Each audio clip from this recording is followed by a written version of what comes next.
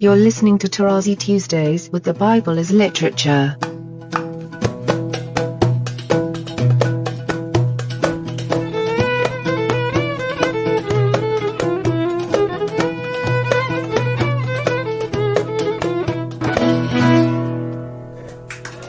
Hi, this is Father Mark Boulos, and you are listening to Tarazi Tuesdays with the Bible as Literature podcast. In today's program, Father Paul explains that circumcision was given to undermine Hellenistic culture. I am delighted to introduce Father Paul on the Bible as Literature podcast, Tarazi Tuesdays. And I will establish my covenant between me and you and your descendants, which is that famous Zerah, which is repeated at the end of the verse, to be God to you and to your Zerah after you. And notice, to be God to you. So I will establish my covenant between me and you and your Zerah after you throughout their generations for an everlasting covenant, okay, Berit Olam, which parallels what we heard in 9:16 in conjunction with Noah. Okay, very important. It's a very pregnant text, if I may say so. And then the repetition, to be God to you and to your descendants. Remember, Yahweh disappears. And I will give to you and your descendants after you the land of your sojournings in preparation of Genesis 26, where at the beginning we have a text in conjunction with Isaac in his land of sojournings and a reminder to him that God will keep the blessing because Abraham did the will of God.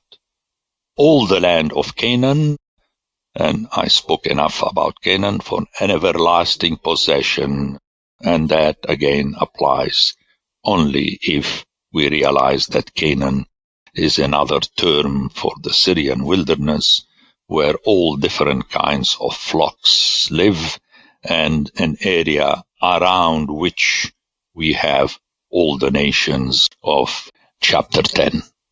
And I will be their God again. Just read this chapter the first time and count how many times the word God is used. It is just impressive, if not oppressive. And God said to Abraham, as for you, you shall keep my covenant, you and your descendants after you throughout their generations.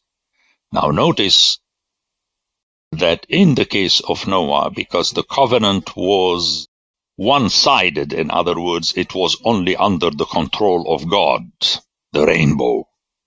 So Noah was not asked to keep anything.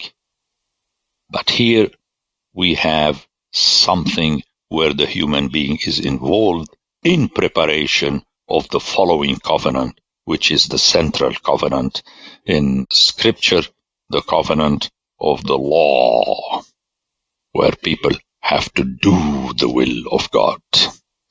And here already we have the roots in the story of Abraham. This is my covenant which you shall keep between me and you and your Zerah after you. Notice that push. And Paul plays in Galatians about who are the descendants, the Zerah, the sperma of Abraham, is those who fulfill that understanding of the covenant. It has nothing to do with being a Jew or not Jew. Every male among you shall be circumcised. You shall be circumcised in the flesh of your foreskins, and it shall be a sign of the covenant between me and you. He that is 8 days old among you shall be circumcised. Notice there is no choice. You don't ask someone who's 8 days old, do you think you should be circumcised? Do you allow me to circumcise you? Did you think about it? No. They shall be circumcised. Okay? Okay, that's the only condition that they will be members of God's flock. And remember what I say again and again, the sheep has no decision in the matters. Every male throughout your generations, whether born in your house or bought with your money from any foreigner who is not of your offspring. Notice the play here on the words. In English, you don't hear the connection because earlier the same word zera was translated as descendants. Now suddenly you hear offspring. You think that it is different. No, it is the same word, which tells us that the zera of Abraham is a zera conditioned by God. It is because you are circumcised that you are the offspring of Abraham. Now, obviously, the author understands the language and is playing on it. That even someone who is not zera, remember, zera is the seed, the sperm, it is biological. And yet, God is saying that someone who is not of your biological offspring will be also your son through, if I might push that, and we shall understand that later, this is what it means, of every word that comes off my mouth, I give life. It's not only bread. And here God is showing that it is not sex per se. It is sex when it is willed and blessed by God. And soon in chapter 18, we shall hear about the top offspring, Isaac, that came through God's promise and not through intercourse between Abraham and Sarah, which Paul picked up in Romans. But let's go to the text here. Both he that is born in your house and he that is bought with your money shall be circumcised. So shall my covenant be in your flesh, an everlasting covenant. Now, in my book, I took so many pages to explain why the choice of circumcision. Obviously, the answer, it is anti-Greek. In other words, the Greek will have to submit to something he would never accept himself. Remember, the Greeks were proud of their bodies. That's why their gods look like them and they look like their gods. You cannot differentiate between an Apollo and an Hercules or a Greek in the past. So it's a punch in the face and the heart of Greekdom that was brought in the area through Alexander of Macedon. And there is no other explanation, because we would say, but everybody did the circumcision. If everybody did the circumcision, then there is nothing special about it. And this is stated in Jeremiah also, chapter 25. There is nothing special. It is God that makes circumcision special. Why? Again, the only plausible answer that it's a punch in the face of the Greek to belittle the Greek. And that's the only way to understand it. And then slowly on, we have the movement towards the circumcision of the heart to make everybody understand it's not by flashing foreskins or like scalps, counting them, as Paul says at the end of Galatians, that you can show your commitment to God. No, you can show your commitment to the will of God if you are brought down and you indirectly bring down everyone who thinks that he is superior. So that is the function. I hope I answered it, and there is no need to question it, because any other explanation does not make sense. any uncircumcised male who is not circumcised in the flesh of his foreskin shall be cut off from his people. He has broken my covenant. When you get to the law of Moses, you're going to understand the power of this statement. He shall be cut off, thrown out. You have to submit to the circumcision of the flesh, as God put it. And only He will give you His full view of the matter when He tells you, per se, this is not important. It is the circumcision of the heart that is important. Because He is the only one who imposes circumcision and its meaning. It's not that people say, let me tell you the meaning of circumcision, and you start writing a book or another. It doesn't work that way. You have to wait for God. And we'll have an invitation at the end of the chapter. Actually, it's already around the corner when Abraham will rush and so, oh, bless Ishmael. And God said, no, Abraham, I'm not talking about Ishmael. I'm talking about Isaac.